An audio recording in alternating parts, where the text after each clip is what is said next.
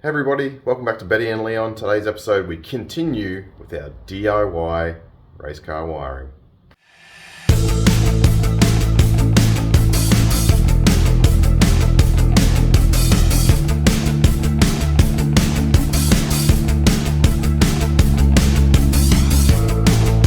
So before I start this one, I'm actually going to add some footage in from the previous episode, which I didn't put in. To be honest, I didn't know how well received the whiteboard sort of explanations would be. And you know, it's the internet, everyone's got an opinion. I didn't want to start some sort of flame war against myself in the comments. But it seems well received, and I super appreciate all those comments and yeah, all the feedback it has been amazing. So I'm going to put at the start of this video a whole basically my whiteboard for the start circuit. I know we've sort of moved on a little bit, but I'm throwing it in there because yeah, it's just an explanation of it, and I think you guys well received it last time, so throwing it back in there. All right, let's start the episode for real this time. Dokie, there we go. So that is essentially, I've just drawn up in isolation the starting circuit. So key components, obviously the battery, isolator switch, S1, so S standing for solenoid. That's the solenoid that actually attaches to the top of your starter motor. It's all one piece. I might throw up a little photo while I'm speaking about it now so you can see what I'm talking about, but essentially it's all self-contained in the motor. We have our, this is a switch here. So we have a switch here. So that's your push button, you know, your push to start switch. And then we have the electrical bus fed by our fuse box. Pretty simple. Main power comes in through the battery. We're using a 2 AWG for the sizing for this circuit for the main power side. Goes through the isolator, goes through the solenoid, which inside there is, you know, it's similar to a relay, but this is a mechanical component moving in and out. And then, yep, powers our motor and goes to ground through the engine block, and you know, because it's obviously bolted to the engine block, and then you know, through the body of the ground back to over here, essentially, to where your battery's grounded. For this side of the circuit, we have our accessories bus, which is on one of the switches. So that's not the one that gets turned on with the main ISO, that's the other one. So we have to turn that on. We get power, we get 12 volts. We've got a 30 amp fuse. We got 10 AWG wire. Runs down to your momentary switch. So this is your push button for starting the car. So that'll be our big red button on the right hand side when we fit that one up. Runs through our, you know, essentially what is our coil down to earth. So when we press that button, current flows to earth, pulls this guy down. So that's normally open at the moment, so it would close like this, allowing the current to flow for the motor. Then we release this guy, that opens up again, and you know, obviously the circuit stops. So quite simple. Bit of a pain to put in first because it's all a big wiring, but let's get that done so we can get the start circuit done. Then also the next bit we'll do is the alternator circuit, because they're kind of, it's all the bigger cabling, trying to get the bigger stuff out of the way, and then we can focus on the small stuff. 3D printed panel. Didn't actually finish the print, but I'm just using it because, you know, I don't want to wait another 6 hours for it to do whatever it was going to do. But it will get us when we need to go, because this is what the metal part will actually look like when I get it made and folded and do all that sort of stuff. But for now, we can just tape him up in the position and run the cables as per what we would need to do with the real one. Underneath here, and the reason why I do this, and I might just flash up a Betty's console, but there's actually 2 bolts up underneath here, and it holds it really nicely, and it just sits there nice and close. Works really well on the other car, so just rinse and repeating for this guy as well. Yeah, not a lot to say other than let's get in and get crack-a-lackin' and get our first cable, which is off the starter motor, terminated, and then we can start moving on to the other cables in that circuit.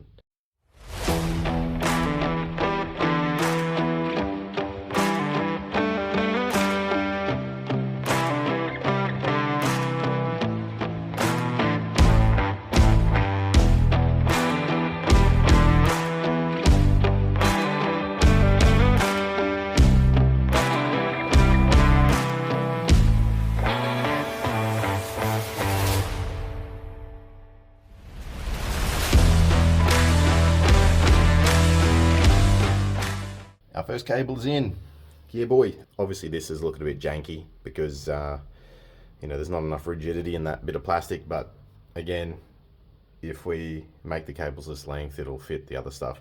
So now onto the battery, and I'm just running through in my mind, you know, what position we want to have the battery in. In Betty, I'll show you in a minute, it's lying on the floor like this. I thought maybe you could even mount it up against that. It's super lightweight, so like I can easily pick it up with one hand. I'm thinking lying it down is probably the best. Center of gravity and all that sort of jazz. Yeah, it's minimal. Yeah, it's a super light battery, so it is definitely minimal. But I think I'm going to go with that because it makes more sense and it's consistent with the other car. And I'd put a bit of thought into that other car, so I can leverage that. What we have to watch out for though is, see these little rib nuts coming through? They are holding, and over here there's another one. They are holding all of the brake lines and the fuel lines in a connector underneath, like a little clamp. So we just got to make sure that where the rib nuts would go down for this battery, we're not going to run into anything. But in that position there, looks pretty good. So there it is in position. I've just taped it there just so it won't move around while we're doing things. So the next bits are we're going to run cable for these two. This ground lead, like I says, goes from here up the sort of transmission tunnel and straight to that grounding stud up the top, which is basically our body earth up here. And then this guy will run all the way up to the other side of the switch. And then that's basically the big power stuff done. So I'm going to pop a rib nut in where there was a rivet before and put on some nice protected P-clamps, which I'll show you those guys in a minute. And it will run up the top to our main ground stud. Important to note with this cable, there is bend radiuses you've got to adhere to. Again, it's not an aircraft, so whatever, but they do have a max sort of point at which they bend, and then you can cause fatigue and other things. So just going to do a nice little, it's going to be probably held by two P-clamps. The power lead will run basically side by side that and up to the top and then to our switch here. So I'm just going to throw on a fresh little dude here. Something to speak about is, see the writing that's on it? How it says 35.6. That means it's a 35 millimeter cross section of the cable. So that's that end. And the 6 references a 6 millimeter hole. So you've got varying ones, like on this car, up the top here we've got a 3510, so a 10 mil hole. Down the bottom here we've got a 35.8, and then we've got a 35.6. So it's important, some people drill these out. I mean, I don't, I just think just buy the right one, save yourself the effort of trying to drill them. It's always a pain to drill them, but yeah. So let's slap this little fella on and get the main ground lead done. The cable in. So ground. The ground. Boom shakalaka. Starting to get some cables in. Good progress. Long way to go, but got to keep those spirits high, boys, because it's a long burn. Let's check out some of these P-clamps I was talking about. So what they are is bent metal with a nice rubber around the outside, and yeah, there's no chafing through on those bad boys. I mean, there would be plastic ones as well. You can get P-clamps in plastic, but this is what I like to use, especially for the bigger gauge cables. They come in all different sizes, you know, small, medium, large, tiny. But yeah, really good for holding cables. I was thinking maybe I could fit the two cables side by side, but I don't think that's going to happen. So what I might do is use two of them like this, and then they can run next to each other and it will look nice and Gucci time. Another super handy tool we got going on here, rib nuts. Who's seen a rib nut before? Essentially you got these little bits. You can get them in aluminium or stainless steel, so varying sizes, you know, you got M4s, 5, 6s, 7, 8s, whatever. The bigger the size, the more you get away from using a tool like this, because it just takes a heap of energy to crush them. So what they do is you drill the size. So this is an M6, 7 mil hole, shove it in the hole, and then you use this tool, and what it does is sort of pulls on the thread and crushes these serrated edges. There we go, hopefully in focus. There we go. Oh. It crushes those edges down. So whatever's in the middle gets crushed onto, and then you can put a thread in a blind hole. Pretty handy, Used a lot in race car stuff. So I'm going to use one of these now to fit. I just drilled a hole over here, so I'm going to slap it straight in to there, and then we're going to end up with our little P-clamp down the bottom here holding that cable, and life is going to be sweet. I'll probably pop another one up here somewhere just because more's better, but I don't know, I don't think that's really going anywhere, so I might end up with just one. We'll go race car with it, lads. We'll just lightweight it.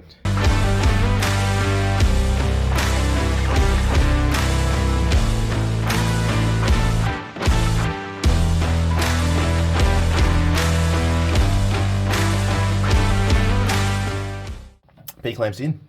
Beautiful, mate. Next cable running from there to there. Ended up popping a couple of clamps up here as well, so everything gets held nice. Runs up the top there.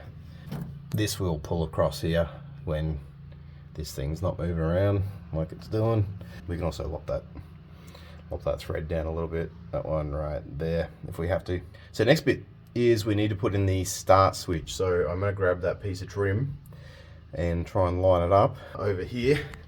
So it goes in the corner there. I have the right hand side as start switchy goodness, nice and close, and the switch looks like, where are you? This guy right here. It also has an internal LED, which I'm debating whether I use it for the alternator light, because it may not actually have the functionality we require, or I will end up using, like I did in Betty, I end up using one of these little dudes, just a little LED that runs to your alternator charge light. Let's grab our bits down. So we've got a few to choose from. These ones are a bit smashed, they came out of the car. This one here particularly is the right hand side. It already had a couple of switches in it, so what we'll do is probably knock a single hole and pop that boy in there. Yeah, but we got a few to choose from, and it also never had the these vents in there, so it looked a bit odd, so we'll sort that out as well. So we got ourselves a gosh darn problem, fellas. We've got our sweet little start switch, and in Betty we actually don't have this bar that goes laterally across the car, so it's going to get in the way of our start switch, because we not only, you might say that fits, but then you've still got to have this guy on the back side, and on this piece of trim there's a bit that juts out the back. Like, you really have to have the nut, say, like if I was going to sort of align it like that, but unfortunately when the nut's like that, there's not enough room. You're kind of in the danger zone, and that's actually dropped. See where the black mark is? That's where it should be sitting up higher. So let me set her up. Yeah, so we're kind of, if I sit this onto that, we're kind of in the danger zone. So where I've got to is, there is not the place for the start switch. So question now becomes, where do we put that start switch? And I'm beginning to think that a redesign of this panel might actually be in order, where we can make it, maybe bring it out further and make it go more like that.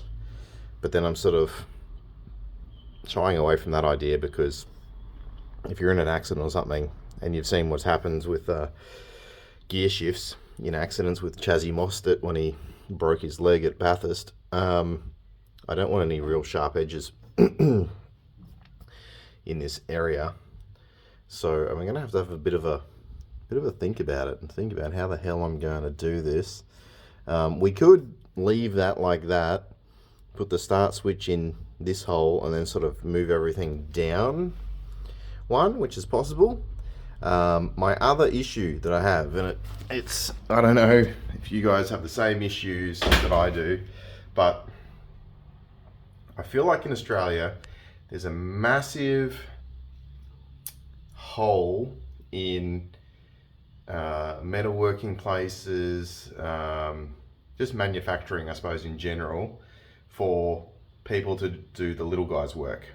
And I'm not talking about, you know, myself, I design something, I send it to someone, they cut it out for me, they send it back. Like, I'm happy to pay the rates. I don't want it cheap. I want it for whatever it costs. Whatever. Hell, I'll even pay a little bit more if you can push it through for me and nest it into some other bigger job. Completely okay with that. And I feel like there's a lot of others out there just like me who would like to do the same thing, but there's just not a market for it.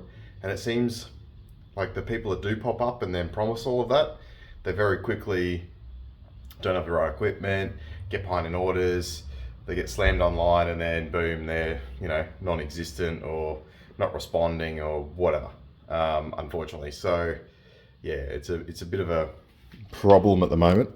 I think we're all sort of facing. I even find it with CNCing stuff, additive manufacturing, like anything that I can't do where I can give a file or something to someone else. It's absolute struggle at the moment.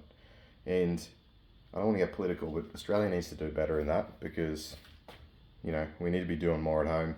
Stop shipping all our shit offshore and focus on, you know, jobs in Australia and producing company or creating companies that, you know, help our overall economy and things like that. And to be fair, our skill and our knowledge and all that sort of stuff. Anyway, rant over.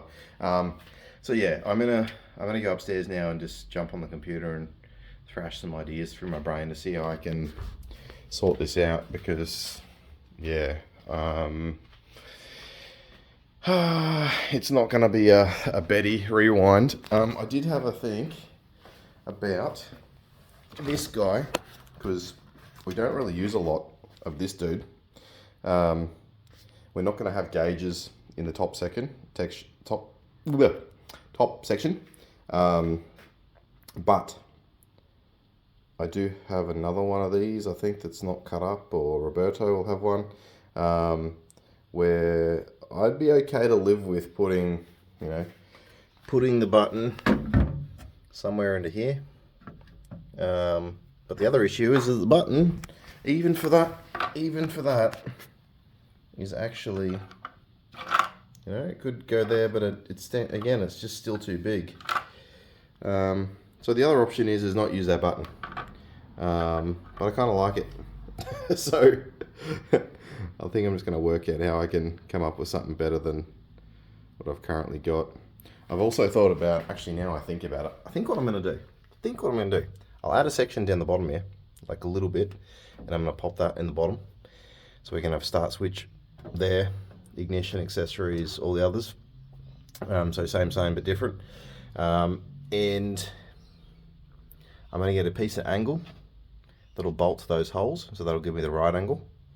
I think you can get a bit from extruded aluminium from Bunnings maybe, so I can drill the holes, and then I just need a faceplate, and I do have some 3mm aluminium.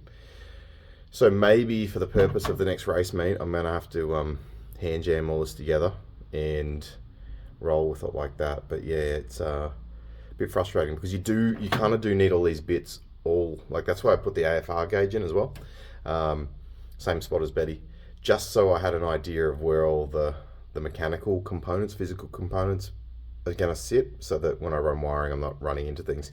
And also I was a bit concerned about this bar running across, like does it interfere with this switch? But if it's sitting flat, probably not, you know.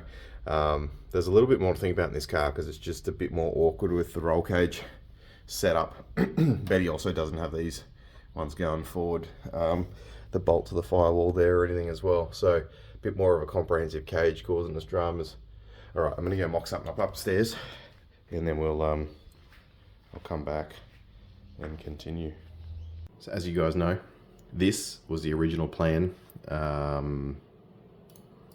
You know, looking flash, but because we run into this issue where we've now got to put the start switch in, just did a bit of a quick one, and we're going to end up with accessory switch, start button, fuel pump.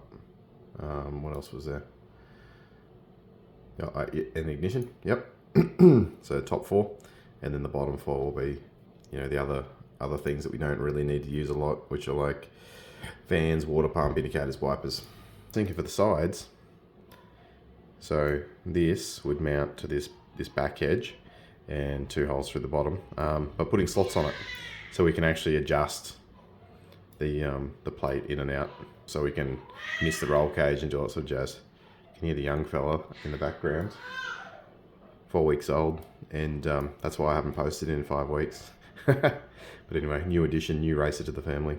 Okay, so I'm going to go downstairs with the very limited time I have and smash out this panel. That'll allow us to get some switches in. Then we can start continuing wiring.